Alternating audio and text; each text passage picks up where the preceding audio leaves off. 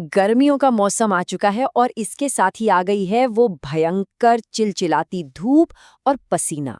जब पारा लगातार ऊपर चढ़ता है ना तो शरीर को अंदर से ठंडा रखना कोई मामूली बात नहीं है।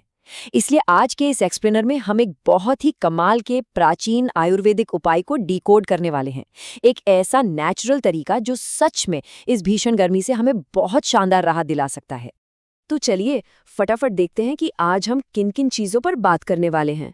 सबसे पहले ये गोंद कतीरा आखिर है क्या, फिर गर्मियों में इसके शानदार फायदे, इसे सही तरीके से तैयार कैसे करना है, और सबसे अहम बात, इसके सुरक्षित इस्तेमाल के लिए सही मात्रा और सावधानियां क्या हैं। तो बिना किसी देरी के चलिए सीधे इसके बेसिक्स पर चलते हैं और इस प्राकृतिक गोंद को थोड़ा समझते हैं। अब अगर किसी ने इसका नाम पहली बार सुना है तो जाहिर है मन में सबसे पहला सवाल यही उठेगा कि भाई ये गोंद कतीरा है क्या भला। तो देखिए, सबसे दिलचस्प बात यह है कि ये कोई फैक्ट्री में बनी चीज नहीं है। ये पेड़ों से निकलने वाला एक 100% नेचुरल गोंद है। और इसका असली मैजिक पता है क्या है?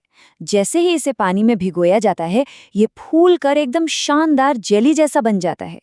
आयुर्वेद में तो इसे सदियों से शरीर को भयंकर ठंडक देने और ताकत बढ़ाने वाली एक जबरदस्त जड़ी बूटी माना गया है। आगे बढ़ते हैं, आखिर गर्मियों के इन चिलचिलाते महीनों में इसके इतने चर्चे क्यों होते हैं? आइए इसके फायदे देखते हैं। गर्मियों में ना ये किसी ढाल की तरह काम करता है। सोचिए, बाहर भयंकर लू चल रही है लेकिन ये शरीर की अंदरूनी गर्मी को बिल्कुल शांत कर देता है। ये बार बार लगने वाली वो जो हद से ज्यादा प्यास होती है उसे बुझाता है और गर्मियों के सबसे बड़े दुश्मन यानी डिहाइड्रेशन से हमें पूरी तरह बचाता है। और बात सिर्फ ठंडक तक ही नहीं रुकती।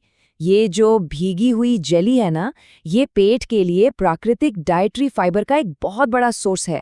मतलब ये हमारे पेट को एकदम साफ रखने में मदद करता है और कब्ज जैसी परेशानियों से बहुत अच्छी राहत दिलाता है।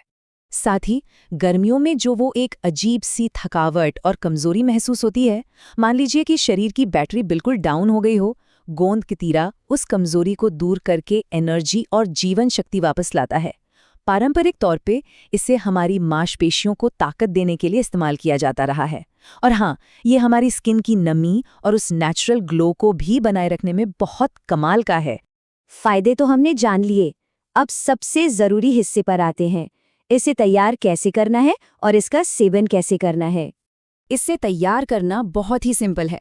बस इसके 1 या 2 छोटे छोटे टुकड़े लीजिए, फिर इन्हें रात भर के लिए पानी में अच्छी तरह से भिगोकर छोड़ दीजिए।